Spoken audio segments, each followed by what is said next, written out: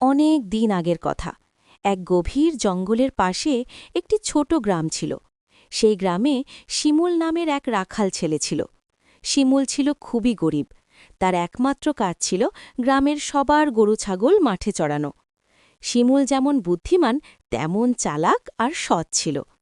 কিন্তু গ্রামের মানুষ তাকে একেবারেই পছন্দ করত না। তারা তাকে নিয়ে হাসি ঠাট্টা করত, খারাপ কথা বলত। তারা বলত, গরিব রাখাল, তোর দ্বারা কিছুই হবে না। শিমুল মনে মনে খুব কষ্ট পেত, কিন্তু কাউকে কিচ্ছু বলত না। সে শুধু ভাবত, একদিন সে সবাইকে দেখিয়ে দেবে যে সেও কিছু করতে পারে। একদিন গ্রামের জমিদার মশায়ের বাড়ি থেকে একটি মহামূল্যবান সোনার ঘড়ি চুরি হয়ে গেল। জমিদার খুব চিন্তায় পড়ে গেলেন। তিনি অনেক খোঁজাখুঁজি করলেন, কিন্তু ঘড়িটি পেলেন না।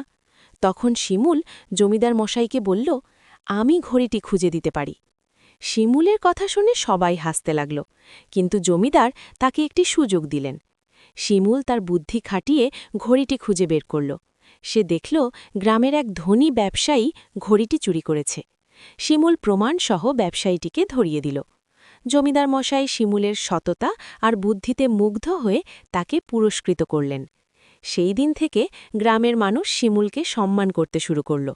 শিমুল আর রাখাল রইল না, সে ধীরে ধীরে গ্রামের একজন সফল ও সম্মানিত ব্যক্তি হয়ে উঠল। সবাই বুঝতে পারল, কাউকে ছোট করে দেখা উচিত নয়, কারণ গরিব হলেও মানুষ অনেক গুণের অধিকারী হতে পারে।